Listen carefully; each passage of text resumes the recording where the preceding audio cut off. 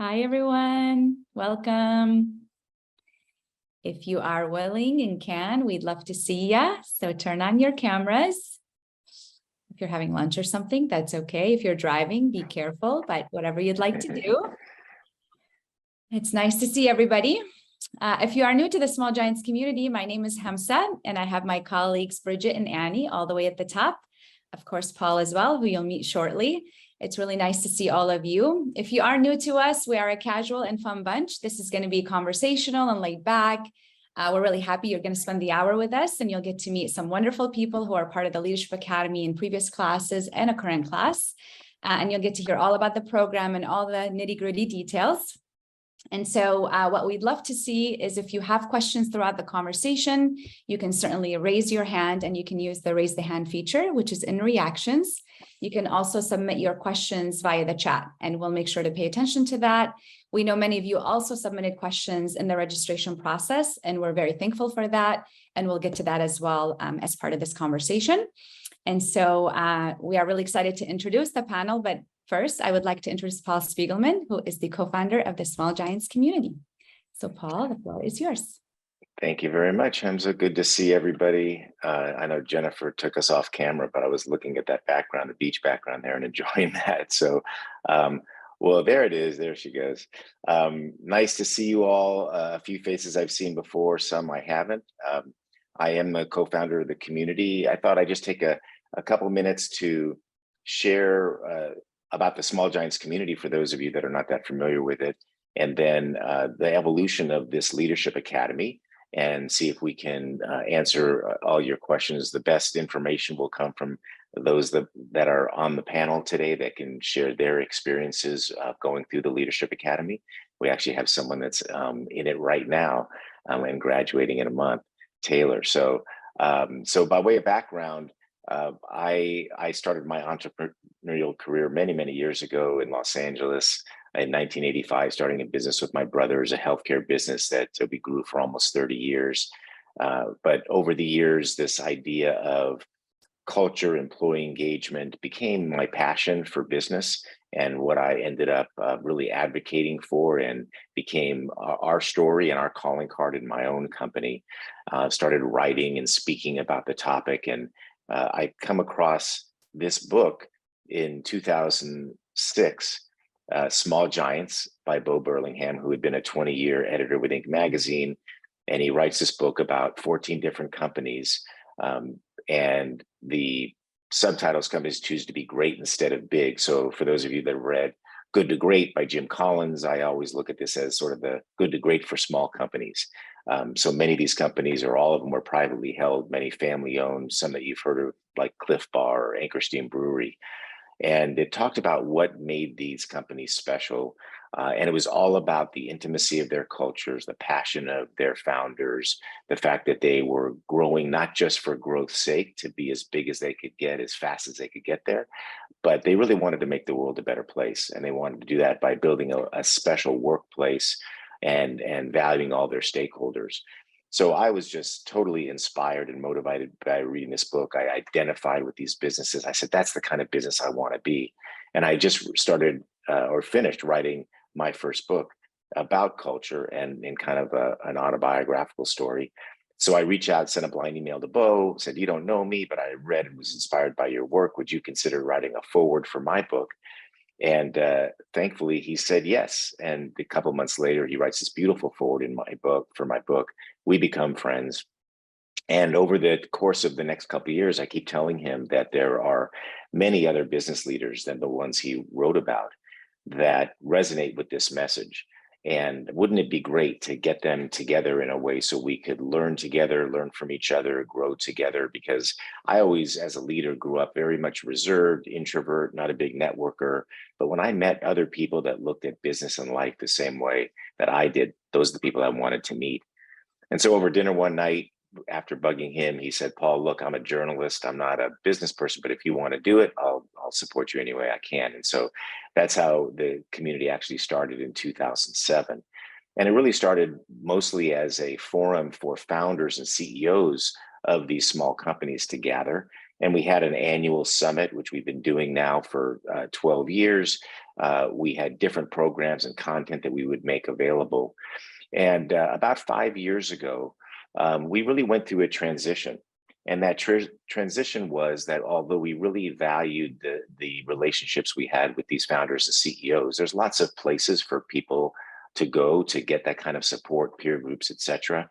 And we saw an energy and a passion from what we call the next generation of leaders, those right below the founder or CEO, who many times were the ones truly responsible for building and advocating and directing and orchestrating the culture long term. And our goal as a community is really to try to see that these very tactical, practical tools are used in companies long term. That's how we're going to look at our own successes. Does this sustain over time? And the best way to do that, we feel, is with this next generation of leaders. And so we started to get them involved in the community. They started coming to our programs, and we just saw such energy and gratitude to be involved. And so we started the Leadership Academy to reach out to primarily that audience. And we do have founders and CEOs in the Leadership Academy for sure. But I would say 70% are probably what we consider next gen companies that are that have a leadership team, or people that are aspiring to get to the leadership team, where a senior leader or a founder CEO is really focused on building their bench, succession, all of those issues. And so our goal and our hope is, and what our experience has been, is that when companies get involved in the academy, they may send one or two people through it.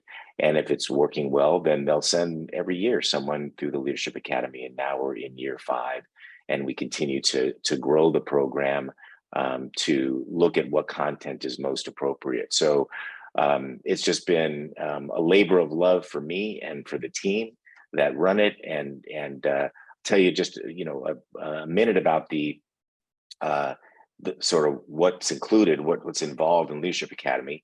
There's 7 virtual sessions, 2-hour sessions that we have throughout the course of the year. And then there are 2 times that we get together in person. And one of those times is at the annual Small Giants Summit, which is awesome. And then the second time will be at our graduation. Our current class is actually graduating in a month in Dallas, and we do the graduation in different parts of the year. Summit usually takes place in the Detroit area.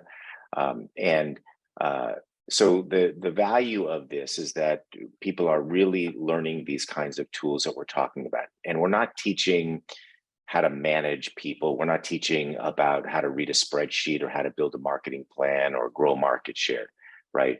There's plenty of places to do things like that. We're looking at those tools like emotional intelligence and really how to build those relationships and manage those relationships within the company to help grow you, the participant, as a leader, and then to bring these practices back.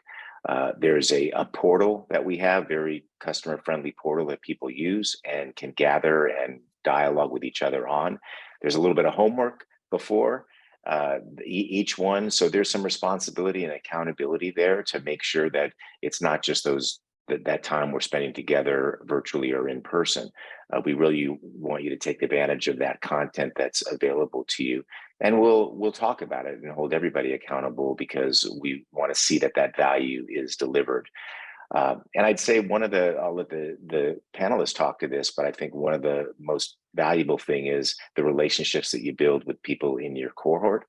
You'll also meet people in the other cohorts that we have going on. We'll have 3 going on this year. And some of those relationships turn into be lifelong relationships. And that's the beautiful thing about the program. So we bring in outside people to help facilitate. Our team is on every one of these calls, and we have discussions about not just learning these tools, but what's going on today. We keep in touch and we keep up to date with what's going on in everybody's lives and everybody's businesses, so we can handle some real-time issues at the same time. But we'll bring in some outside expertise. But the great thing about the outside expertise is, in some cases, they're actual graduates of the academy, but in all cases, they're practitioners. They're just like you and me. We want people that have been there, done that, or are going through it, because that's who the rest of us identify with, and we have found that to be most successful. So Anyway, let me jump to bringing in the people that really matter. Happy to answer any questions at the end about the academy or the logistics or anything having to do with that. But we have Carolyn, and we have Lee, and we have Taylor. And thank you guys for being with us. What I want to do first is just have each of you just introduce yourselves real quickly, so people kind of know who you are, what you do, and then we'll come back and get a little deeper with each of you about your experience. So Carolyn, let's start with you. Sure. So, of course, my name is Carolyn Hampton. I am the Director of HR and Recruiting for Venturity Financial. So we are, of course, a financial and outsourced company for accounting. I'm the only non-accountant in the group pretty much of our company. So I really do everything on the HR side and also on the recruiting side, as far as just bringing in the top talent for the company. And so I've been in recruiting for well over 23 years, 24 years now. So I have a lot of recruiting experience. And then the HR side, we have about 50 people in our company. And so we're just at about that stage where we're getting ready to bring on another member to our group for the HR and recruiting group. So hopefully more of my time will be spent on the HR side going forward. So great. Thank you, Carolyn. You're welcome. And you were in 2021, right? Yes, all pandemic, and we got to go to graduation, and I think it was the first time everyone started traveling again. So it was a really fantastic graduation. Yeah, that class didn't actually meet until graduation, which was unfortunate, but a fun time. Yes. All right, Taylor, how about you? Yeah, I'm Taylor Vandenhoek. I work for a company called Atomic Object. We make custom software, mostly web applications and mobile apps. I am currently a delivery lead with Atomic, and my background is really in design, but I love this delivery lead role because I get to use my curiosity for solving really complex problems in more of a sort of a strategy and leadership capacity on our teams as we kind of navigate all of the uncertainty of what it takes to bring custom software to market. And most recently, one of the reasons why I'm here and why I joined the Leadership Academy is that a colleague of mine, Ryan Abel, who I think is here too, we raised our hands about a year ago and said we would like to open up the next office of Atomic. So we have 3 offices today, all in the Midwest, and we are looking to open the 4th one in less than a year. So it's coming up quick, and we're really shooting to put that office in Raleigh, North Carolina.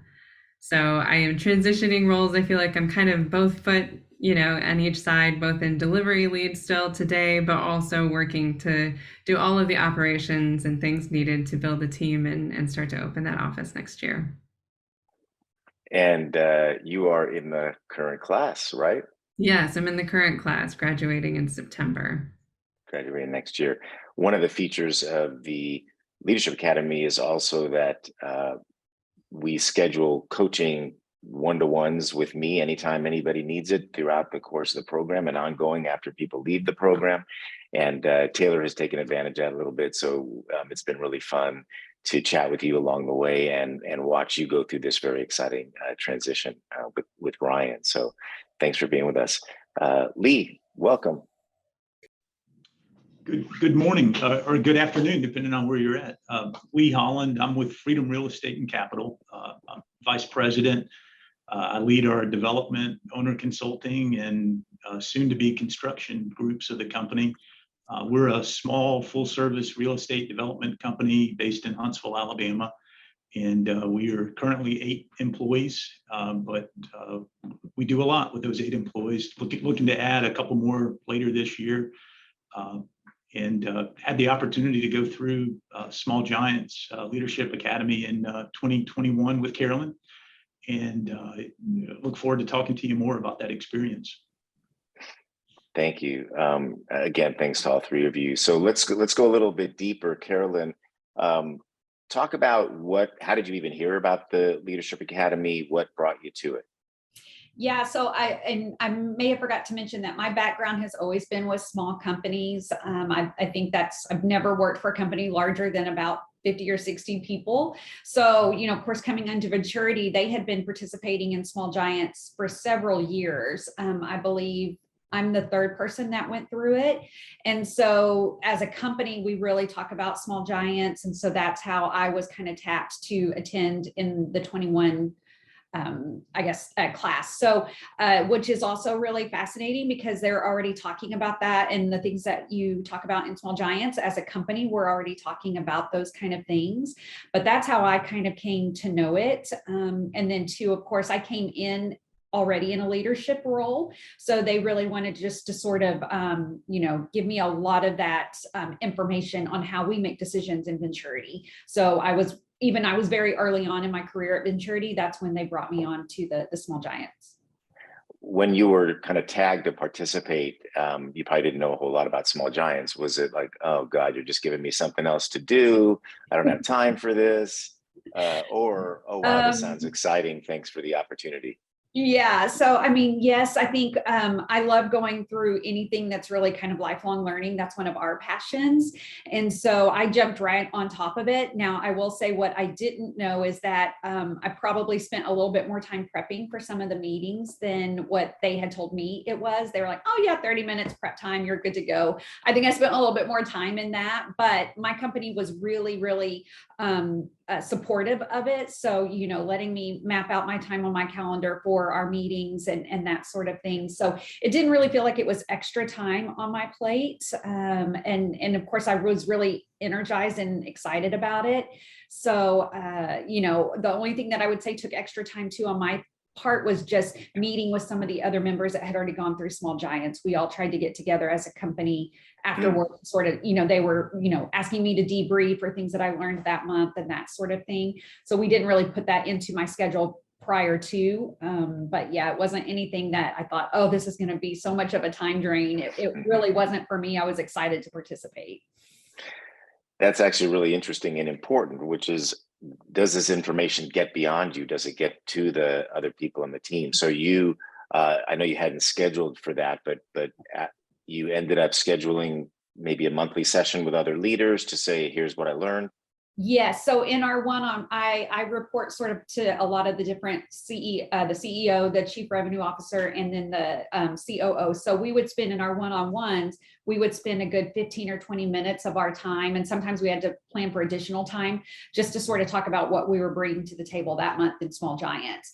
And, Chris, our CEO, he has not gone through Small Giants, but very much, or the Academy anyway, and participated in a lot of the summits and conferences. So it was really just about being able to, I think maybe kind of bring in some of these things that we're already doing, but bringing it into a new light when we had our one-on-ones. And I think, I've been talking a lot about Small Giants is just feeling like I had a voice at the table finally. So that was really nice as an organization, just being able to say, oh, hey, this is what I learned in Small Giants about performance management and things like that. So it was just kind of giving us those tools to bring those conversations. But from extra time, that would probably be the only thing I would say is that we weren't really planning that as time. We just attached it to our one-on-one meetings. Yeah. Chris, as the founder CEO of Venturity, has always been supportive, was personally involved in Small Giants, but he understood this idea that he wanted to pass on this knowledge and the passion for these practices to the team. And so has been very loyal to the community by sending you guys through. And it's great to see how you've been able to share that with them. From a practical standpoint, going through, you talked about, hey, this took some time and I wanted to make sure I devoted the right time. Were there any highlights during the program, any particular session or speaker or something or practice that ended up being most meaningful to you? Well, I would say maybe the emotional intelligence piece, that was a big part that I had not really been exposed to prior to joining Small Giants. So really getting to learn about that. And then that's really near and dear to Deanna, our Chief Revenue Officer too. So we have just been really kind of diving into that in a really deep way over the last year. And so recently she and I, last month, we did one of our learning topics. We actually presented over emotional intelligence. So being able to draw all of the information I learned in Small Giants, what she's been able to takeaway. So that was just really impactful because, you know, I've already been exposed to a lot of the things that we did talk about in Small Giants, for instance, performance management and things like that. So that was a big takeaway for me. But with that, I mean, when we went over the performance management piece, there were a lot of takeaways on that and just very impactful because we've recently, over the last 12 months, we've changed our performance management too. And so that was just, there was a lot of takeaways that I could take to the table on that. So even when you've had a lot of exposure to things in what you're currently doing, you know, with the Academy, we were given a lot of nuggets and a lot of things to really kind of maybe noodle on of maybe, oh, we're doing performance reviews, but how can we do them better? How can we do them differently? That sort of thing. Yeah, and I think you actually touched on an important topic, which is that Small Giants as a whole, and even the Leadership Academy, is not just about what some refer to as the soft stuff or the soft skills. Yeah, we do talk about emotional intelligence, but there's a big fat session on accountability and performance management and how to track and keep people accountable for the work that they do, because that's really important for any business. Were there any kind of personal takeaways as you look back that came out of your experience in the Academy? Well, I mean, I don't want to, you know, I'm the HR side, so I'll get the touchy-feely stuff out of the way. But I mean, I was super energized and excited from day one because you guys put us with buddies. And so my first buddy, we still talk to today. And so just being able to really have those personal connections and relationships, that's been really nice. Then I guess halfway through, we changed buddies and I had a really great connection with that person, although I'm not staying in connection with them as much as my first buddy, but it just really felt from day one. I can't even explain it, but from a personal side, you just felt like you automatically had 30 new best friends. And I can't really explain how you guys do that so well. But that's exactly what it felt like, just being able to step in that very first meeting and be vulnerable and just be open and transparent. On the personal side, it just felt very natural. I mean, from the very beginning. And of course we were all virtual, so that was different. But then when we met for the graduation, it was just, I can't even explain it. It was just fantastic to get to be in person with all of these individuals you've just really gotten to know really well over the course of the year. And then the biggest personal takeaways when I attended the conference, because again, we were virtual in the conference when I was in the Academy, and this was my first conference and it was just fantastic. And I got to meet a couple of people. And I think, you know, some of my biggest takeaways is I met someone at the conference and her name is Sabrina White. She's with the company here locally. So we're both in Dallas, just a little bit down the road. And so now we've been able to, we met at the conference. We both attended the Leadership Academy in different years. And now we meet together once a quarter just to kind of network, and we go to lunch. And golly, if you hear us talk in our conference rooms, we probably just talk a million miles an hour, and we just talk about everything that our companies are doing and takeaways that we've brought from Small Giants and everything else. So from a personal side, you just feel like you have an immediate network and connection with so many people in the group because you're all small businesses, you're all like-minded, right? We all have our own challenges, but we're really trying to bring the same kind of ideas to our small businesses. So it's just really, you guys do a phenomenal job. I can't say that enough. Well, thanks. I think that it's what you said about being like-minded. I think that's the reason that these connections are made. We like to call it like-hearted. And so that was the reason for the community. If we can bring these people together that just have this sensibility, then just naturally you connect. And in your case, you guys had to do it virtually. And we all learned that along the way and were challenged by that, but we figured it out. And then we finally got together in person and it was great. Thank you. Thank you, Carolyn, for sharing. Lee, let's move to you. I know you were in the same class with Carolyn, but what brought you to the Academy? So our CEO had recommended I consider it, and I had just joined Freedom a few months prior, and so I actually reached out to a peer in our sister company, Torch Technologies, and asked for his input, and he highly recommended the fact that Freedom was still a relatively small young company, and for me, I didn't at the time necessarily think about it, but I had had just left a very large international company, lots of people, and just small giants ended up, everything Carolyn said, and also for me, kind of a reset for me to rethink what's important. And what I came to learn going through the class was just, oh my goodness, I fit so much better in a small business focused on taking care of employees. And so that was what really for me made the class great. Was I was still transitioning out of a huge company and changing my mindset as well. And I'll echo the relationships. I still keep in touch on a quarterly basis with my second small giants buddy. He's in Canada, and yet just I don't know the magic of how you match up, but there's magic there. You're good at doing that, and we hit it off. I had a great relationship with first buddy as well. We just haven't kept in touch, but it's amazing. Two totally different geographic locations. Similarities though are there, and so I cannot say enough good things. Yeah, thank you. And both of you have reflected on the buddies, and just so everybody on the call, what that means is that as the program starts, we're gonna set you up with a buddy that you're assigned, and we do the best we can to match people that we think would get along and share together and build a relationship together. And halfway through the program, you switch buddies. And then we give you just some very loose guidelines to make sure that you guys are hopefully meeting monthly or more often if you'd like. And that's very powerful to go through it and be able to dig deeper with someone that's in the program with you. And as you both have said, those have remained impactful. And if they don't, that's okay too. And if somebody gets involved and doesn't connect with their buddy and want to switch, that could happen too. It doesn't happen very often, but it's always possible. But again, it's about those relationships that you build. What about the actual logistics of going through the program? You know, here you come from this big company, so you're already going through this big transition, Lee. And now you're in this program that's going to take some time each month for you to participate in. And I would assume that you're probably going to be exposed to topics that maybe you didn't deal with too much in the big company, right? Is that fair to say?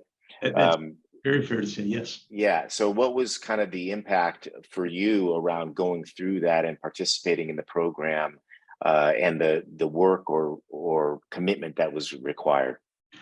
For me, and I think Carolyn and Taylor will agree, it became something I looked forward to. You know, doing the homework. I probably spent 45 minutes to an hour typically. A lot of times it would be the night before that I would read or prepare, but I looked forward to it. It was not something like, oh my goodness, I have to get this done. And in terms of the class time, we were all locked down with COVID. There wasn't a lot of in-person meetings, so it was like, yes, socialization, you know, even if it's yeah. And so it was great. Specifically to the content, it was very applicable. In fact, I still find myself going back and referring to it just by nature of where Freedom is as an organization. And you know, we're still putting a lot of programs and incentives and, you know, the performance management piece, all of that. We're still doing that as we're growing. So it was, and even the stuff that might not be totally applicable, it was still very interesting. I was engaged. You know, there was never a class session where I felt like this does not apply to what I'm doing. It was quite the opposite. And I know you have a small number of employees. From a practical standpoint during it or even since then, how have you attempted to incorporate some of these things into your work, either personally as a leader or in conjunction with other people in the company? In most aspects of what we're doing, you know, we're actually in the process of finalizing our employee handbook. And so we've incorporated parts from that. Same thing with establishing the performance management with the goals and performance reviews. But I'm using what was learned from just the recruiting piece. You know, we're going out now and, you know, strategically hiring employees to help us continue expanding and growing, and being very, very thoughtful in who we're hiring and why, and in making sure that we're enhancing our employee culture and bringing on individuals that will do just that. Yeah. Speaking of hiring, right now, it seems like most companies are not, I wouldn't say desperate, but looking to hire, right? And fighting to recruit fighting to have people even show up for interviews, and also fighting to hold on to the people that they already have. Have you been able to use some of these small giants tools to actually have the patience to make sure you're waiting for the right people as best you can? We have it. It's a very tough market. You know, we've also been blessed. The reputation in the local community, we've had people reaching out to us because of Freedom's reputation and our sister company's reputation. So that's made it easy, but we're not hiring on large numbers either. So it's a little bit easier from that standpoint too. But absolutely, I mean, that was the reason I wanted to come work here in the first place. Was I knew our founder had gotten to see and enjoy the sister company, and just, it was one of those that I want to be a part of that, you know, and I want to find out what's the secret. Why do people want to go work there? Are you happy you went to the small company world? Oh my goodness. I wish I knew 10 years ago what I know now. Yeah. I had a taste of it for a few years too, in the big company world, and I couldn't wait to get back. So good for you. Thank you for sharing. Taylor, let's go to you. In the middle of it right now, and Atomic Object has been involved with, you know, some of other people in your company for a long time, and I know the culture of Atomic has been something that is not only displayed internally, but displayed in how you guys market yourselves to the company. So I want to touch on that too. But how did you get roped into participating in the Leadership Academy? Yeah. So as you said, I mean, we've had a lot of people that have experience with or have been through the Leadership Academy before. I know Carl, our founder, has been very close to the organization. We've had both of our CEOs and some of the managing partners of our different offices have gone through the Leadership Academy too. So when I raised my hand and said I would like to be the next managing partner of the next office, they said, great, you should go through this Leadership Academy. It's going to be a good opportunity for you. So for me personally, I think going into it, I was excited about the relationships, because it felt like this community was kind of a vetted, like everyone who's going to come to the table is going to be a good noodle. They're going to be somebody that I want to know. So that was really exciting to get plugged into just the Small Giants community. But I think it also, from a business standpoint, provided the opportunity to expose me to areas of our business that I didn't have experience with just yet. And then I got to see not only what our company is doing that's really great, but I got to learn from everybody else who's at these different stages of development, whether they're a one-person company or whether they're a 100-person company. They all have ideas that I've taken away. Yeah. Talk about the workload a little bit as you've gone through it. Yeah, I think it's been very manageable. It probably goes without saying, this is one of those things where what you put in, you get out. So maybe similar to Carolyn, I found myself doing a couple hours of like pre-work and reflective thinking before jumping into one of the sessions.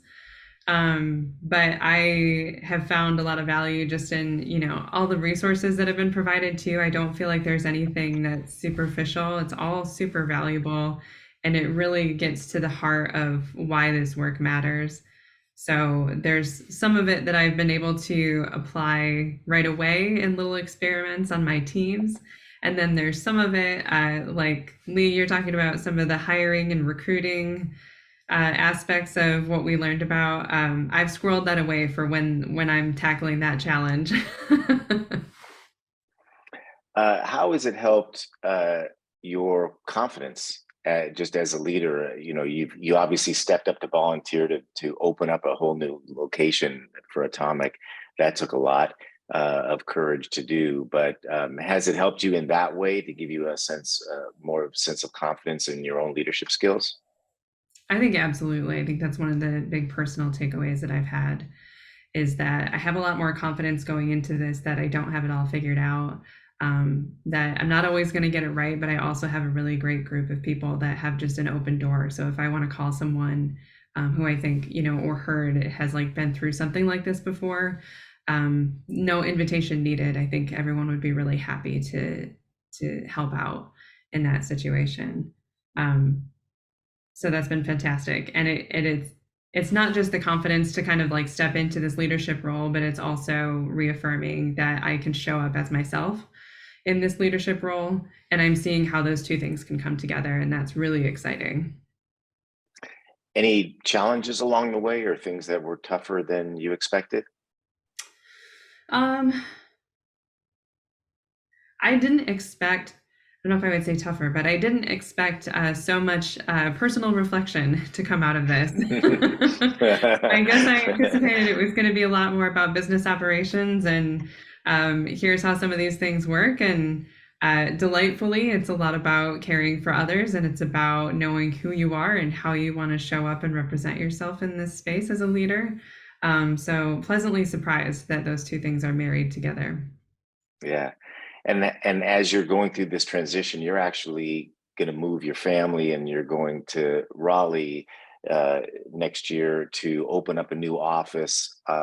How kind of are you using what you learned to help guide you, if at all, along that journey? I think there's a ton of resources for one, just coming out of the Leadership Academy. That I'm definitely like I've stocked away. Like I said, it's like when we start to pick away at some of those challenges and figure out how do we want to approach, hiring, we've got a lot of really great resources there. I've also reached out to you and to HEMSA about like, hey, are there other Small Giants leaders that are in the area that I could connect with? Because man, that would be great to have some friends right there when we get there. So we've started to make some of those connections as well, just to kind of help us out. But ultimately, I think there's just a strong reminder that, when we genuinely care about people and we put them first, a lot of the tricky stuff kind of falls away. So I think that's one learning that is absolutely applying today. And from the relationship side, you were able to be at the summit and meet not just people in the Leadership Academy, but everyone that attended the summit. You'll see in a month in Dallas, your cohorts again in person for graduation. What about the relationship side for you along the way? Yeah, so we've heard a lot about the buddies, and I was nodding my head because I was like, yeah, I've had 2 buddies so far, and I'm keeping in touch with both buddies. But I am really excited to have gone through this journey and to have the opportunity to support everybody else's growth who's in my particular cohort. So I'm excited to see them again at the graduation and see where they're at then, and to continue to support them moving forward. And I'll probably be a lifer for the summit, just having a great experience with that. And again, it's like, now you're in a room with 300 people who think the way that you do and who prioritize all the values and people first initiatives that I do. So what a great thing to stay close to. Yeah. And you bring up a great point, because we have a pretty robust alumni program too, for all the people that have been through it. So we really work to keep everybody connected. They come to the summit, they contribute content, they become speakers, they can become faculty of the Leadership Academy. And so we want to continue to have everybody involved and build those relationships long term. So thank you, all 3 of you, for wonderful stories. Let's open it up to the group. So what kind of questions you guys have? Use the raised hand feature if you've got a question, throw it in the chat, whatever you'd like, and we'll see if we can get one of the team or one of the panelists to answer it for you. I have just one very good practical one from Michael. Is there a good sized company that makes for an ideal Small Giant participant? And so it's really a wide range. For Small Giants overall, I'd say the company size is anywhere from a million in revenue to 50, 75 million in revenue, right? The average is probably going to be in the 5, 10 to $20 million category. In terms of just revenue, and have employees that are anything from 5 employees on. So we have some that have 400 employees, or one that has 1,000 employees, but that's pretty rare. So I'd say on average, they might be, 20, 50, 70, 100 employees. In terms of participants for the Leadership Academy, as we've talked about, if it's a small company, don't do a lot of people that are in startup mode, to be honest. These are people that are in existing companies. If it's a founder CEO, it's going to be probably a company that's on the smaller side there, and we definitely have them participate. But more often than not, it's going to be one where there's a founder CEO, and he or she has a leadership team. And that leadership team might be 3 people, 5, 7 people. And then there may be even a step under that too, where they aren't a senior leader, but they are an aspiring leader, right? So really all levels there, but anything that we term in this category called kind of next gen. That's what we typically find. So I think all of the folks that you're hearing from today are examples of those that didn't start the company, that came into the company at a fairly senior level, but are really part of the future. And a lot of our founder CEOs, in this case, Carolyn's company is going through this organizational change right now, where the CEO is starting to, kind of not phase out, but, change their own role and turn the business over to the team. And this is a perfect opportunity to be able to train people to do that. So that's kind of what we see. So I think I answered along the way that one for Jordan around the ideal career stage of our participants. So again, we're smaller companies to begin with. So there's not always a ton of structure. So it's hard to say by title, VP, senior VP and all that, because we all can throw out titles. It's really sort of just position that you are in the company. Another question here from Kelsey, and then John, I'm going to go to you. But Kelsey, are there any HR mentorship programs? Do you talk about operationalizing culture? Well, the second part first, this is all about operationalizing everything we talk about. So we're not just talking philosophically or theoretically. It is about how to take these things that we know are important and to drive them into the organization from a very practical standpoint. How do you develop the processes? How do you develop the programs? How do you communicate, execute, hold people accountable for them? Because I always looked at culture as a process that should be respected, documented, just like any other process we have in the company. And so that's what we try to do, and what's so practical about it. So, and from an HR standpoint, yes, a lot of it could be looked at as being things that relate to the people side of the business, because as a former founder CEO myself for many years, what kept me up at night, it was always people. Always people. Do I have the right people in the right place at the right time?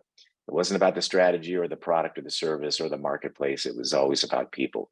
And so that's really what it's all about, but very practical tools. So thank you for that question. John, got a question for the group? Let me just Good evening, everybody. Well, good evening. So I'm John Hibbs. I'm from a really tiny island called Guernsey, which you may or may not have heard of. It's just wanted to say just a big thank you to all of you.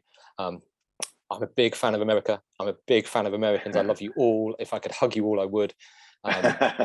When I was younger, I spent a lot of time traveling to America. My best friend moved to New York. I went to see him. I absolutely loved it. And I then traveled. So I've been all across America, sort of, in the middle, Chicago, Washington, everywhere. Every time I've been, I've just been made to feel just so welcome. Everyone is so kind. I believe in exactly what you guys are talking about. I've run businesses here in Guernsey based on putting people first. Kindness is at the heart of it. In fact, I have a business model called the Monergy Flow. Money equals energy in my world, and it's subtitled "How to Make More Money." Surround yourself with people you love and make the world a better place. I think it's incumbent on business leaders to do that. I don't think it's our responsibility. I think it's our privilege to do that. Mm-hmm. And I got sacked. I got sacked for thinking like that. And so to listen to you guys is just so inspiring and energizing for me. So it's not a question, it's just a big thank you. Keep doing what you're all doing. And I just take such inspiration from joining these groups. So thank you. Well, thank you so much, John. And what you said is really important too, even in the title of your program, which is that we don't have to make a choice between focusing on people or focusing on the revenue or growth. we can actually do it all. And if we do it right, kind of focusing on the people side is what I believe leads to growth and a profitable business and making the world a better place ultimately. So 100%. 100%. Yeah, awesome. Thank you for joining us. Next question I see from Jordan is, could you give a flyby of content? Sorry if I missed it. I talked about the overall scope of what we do and what we present. Hamza, or I don't know if you want to elaborate on the specific content. Yeah, we actually, Jordan, we're going to share a document that has all the module sort of themes and objectives, but just real quickly so you have a sense, because it's a mix of leadership and organizational. So we'll be covering purpose, vision, values on the leadership side. We're going to talk about inclusion. We're going to talk about metrics and accountability, which Paul mentioned. We're going to talk about mental health and wellness. We're going to jump into hiring, onboarding, and firing. We're going to talk about culture of mattering and psychological safety, and then impact and influence, which generally comes towards the end of the program. So that's just high-level themes, but we'll share the full details in the follow-up today so you have a sense of that month by month and what we're covering. And then you have to present during graduation, which I know Taylor's really nervous about. You sure do. Yeah. And then I did want to share one more thing, which was a question around sort of the positions. Something we're doing in January when we launched the new cohorts is that, and I don't know, I apologize if Paul mentioned this already, but the cohorts will be grouped and or customized based on roles, responsibilities, and shared experiences. So we get to know the candidates really well through an interview and a reflective exercise and application and their values. And then based on all that information is how we sort of put together the cohort. So that's why typically you're with like-hearted and like-minded people, and you're sort of on a similar journey and path. So that's how they come together. So sometimes that's based on just the position. Sometimes that's on the organization, where the organization is at. And then sometimes that's your experiences and what you've sort of gone through. And that's how we assemble the cohorts. Thank you. Sadie had a question, and again, anybody else have one, raise your hand, we'll get to you. Do you prioritize diversity in your cohorts and your speakers? And yes, we absolutely do, and work very hard at that. And I'll be honest, I don't think it was always that way. Probably when Bo and I started this back in 2010, it might have been a community of older white guys. Over the years, that's really evolved, and mostly by design. And when Hamza joined us almost 7 years ago, I think she saw that too. Like, oh, there's not enough women in the community, and we don't have enough women speakers. And today, I think the community is well over 50% women. The participants of the Leadership Academy is primarily women.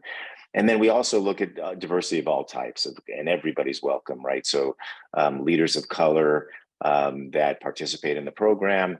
As a matter of fact, we have a scholarship program called the LIFT Scholarship to help leaders of color in underserved communities participate in our program, because we feel like that's one way that we can give back and do that as part of a scholarship.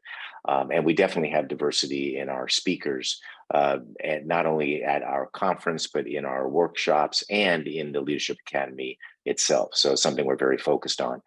Plus, as you guys know, during the last couple of years, we found that there were topics that we're now starting to talk about in companies that we honestly never talked about before. And diversity is one of those. Diversity, equity, and inclusion, especially for small companies, is it really something that we're comfortable talking about? Now, mental health, right? We're all starting to talk about that. And to us, it's so critical for that stuff to be part of the conversation that it's actually part of the curriculum today. And we'll go deep on each of those topics as part of the Leadership Academy. Okay, what other questions?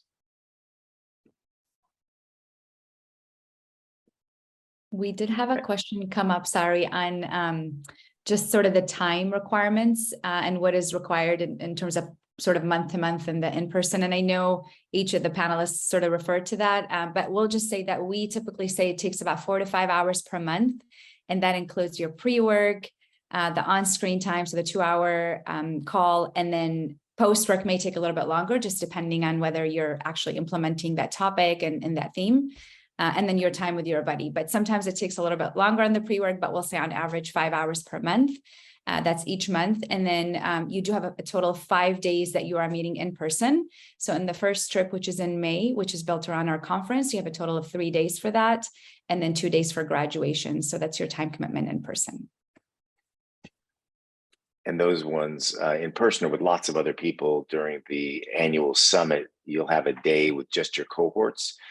We have a wonderful program, and then you join the summit for the next couple of days, which is allows you to meet everybody from the whole conference.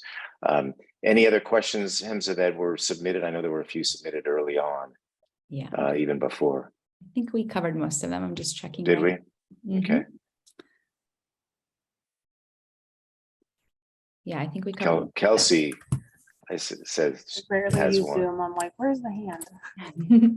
Oh yeah, Yes. where's the hand? Yeah. Oh, there you are. Hi. Hi. It's easier to verbalize. Yeah. One of the things we've been considering as we move forward, we want to grow naturally and organically, but that is something in mind. So, is that something that's discussed as far as putting things in place that are also able to grow with the company as it does develop and time goes on? Some things don't work as you grow, right? They're great when you have 5 people or 10 people or 30 people, but what about when you have 100 people or, as it grows? Is that something that like that dynamic and that change come into the Yeah, we talk a lot about that, not only just direct change management, but how do you scale a culture as it grows? And many of the companies that are going through the program are going through those growing pains and finding that what worked when they had 5 doesn't work even when they have 10 or when they go to 50 and things start to break down. And that's why I talk about these processes and what we call institutionalizing the culture. It may sound cold, but it's the reality that if we put systems and processes in place around some of these practices, if we use our values, our vision, our mission to guide us in how we make decisions every day, then you should be able to scale this as you grow. And again, it's then taking these tools and then training that next level, which goes to exactly why we're doing this, is that we need to have these tools survive sort of generation to generation within these companies, because we know you'll grow organically by growing your own people. Also, you're going to grow by bringing people from the outside. And these things really need to be in place as best as possible to see them survive over time. So we definitely spend time not only talking about how to do that, but as I said, we handle sort of real-time problem solving as part of the program. So that's quite often the issue that people bring to the table and say, this is what I'm dealing with right now. And so we kind of talk through that and see if we can help people through it. Great, thank you for that question. Don had a question: outside of the leadership boot camp, can you give an overview of membership in Small Giants?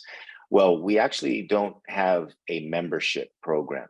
It's important to us to not have a commitment of that type that people need to make, or a financial commitment. We're a unique corporate structure. We set ourselves up as a hybrid. It's called an LC3 that allows us to be kind of a hybrid for-profit, not-profit. We're not here to generate profit to make money. We're here to just sustain and survive and make a difference as much as we can. And so for us, just having a membership fee wasn't really in line with what we wanted to do. So it's really, if you want to be involved in the community in general, there's plenty of ways to be involved and to get lots of free content and develop those relationships. So the website is constantly got content. We have our workshops that people participate in that are free. And the only thing that costs is if you decide you want to go to the Leadership Academy. We also have something called the Sounding Board, which is a one-on-one coaching program that people can participate in outside of the Leadership Academy for leaders at any level. And then there's the annual summit. I'm not sure if I missed anything there, Hamza, but those are the things that you could pay for if you wanted to, or someone in your company was interested in participating. Question Sadie has about the leadership program cost. To the cost for the the program, the Leadership Academy itself, for the 1-year program has been up until now $10,000 per person for the entire year. That includes all the sessions, the in-person, the attendance to our summit, etc. It's kind of all-inclusive cost. I will say that the program is going up for the first time. We actually never raised the price since we started it 5 years ago, but it's going up to $12,000, I think September 7th. So if this is something that you or anyone in the company is interested in, you can get in early if you'd like and take advantage of the lower cost to do that. We also have lots of flexibility around payment for the program. So we have ways people can pay over time. We want to make this accessible to as many people as we can and make it easy. And as I said, we have our scholarship program for companies that really can show that the financial side of it is really a struggle for them, whether they're part of a minority business community or not. We want to hear about it and we want to work through that situation directly. Okay. So lastly, real quick, I want to go back to the panel and just have you each take 30 seconds. What kind of advice would you have for anybody that might be online listening, thinking about maybe participating in the program? Carolyn. Well, my advice would be to, yes, do this. I think it's fantastic. But I mean, I think once you start going through this journey, just as Lee and Taylor really just kind of shared, I mean, this is just about bringing, just solidifying more of the things that you're already doing within your organization, and then bringing some of these new ideas and topics to the table. And, if you're on the fence and you're just not sure if this is for you, I would say, just take that jump and do it, because the relationships that you build along the way, I can't say enough, fantastic things about that, because again, it's just all like-minded people in this community. And so if you don't get anything out of the topics, you're going to get a lot out of just building the relationships within the cohorts. Thank you. Lee, any final words of wisdom? I was just going to touch on a bit more. I mentioned that, you're going to learn more about yourself, your leadership values. You're going to learn what really you hold dear and true to how you conduct yourself and in your business. For me, it also carried over into personal life. And so I can't say enough good things about the program. Thank you. And Taylor? Yeah, I echo a lot of the same sentiments. I think if you're at a transitional point in your career where you're setting your sights on leadership, or you're in a position where you're leading a team and kind of navigating some uncertainty, there's definitely a lot here to be gained. I think if you're also looking for a group of like-minded people to kind of co-create through some challenging problems that you might be facing, or give you ideas for possible solutions, this is a fantastic academy to engage with too. Thank you. Thank you so much, Taylor, Carolyn, Lee, for participating and continuing to be engaged with us.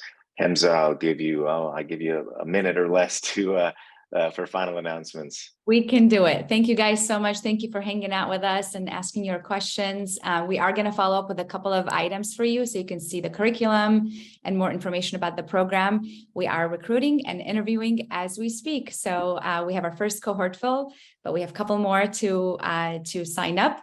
And we have one more virtual event happening, which is on our site. And I think my colleagues are going to share the link, and that's happening on September 21st, which is going to be on the economic outlook and the predicted recession. So join us for that conversation. Ask questions. You can reach us always at hello@smallgiants.org. Thank you, everybody. Be well. Take care. See you.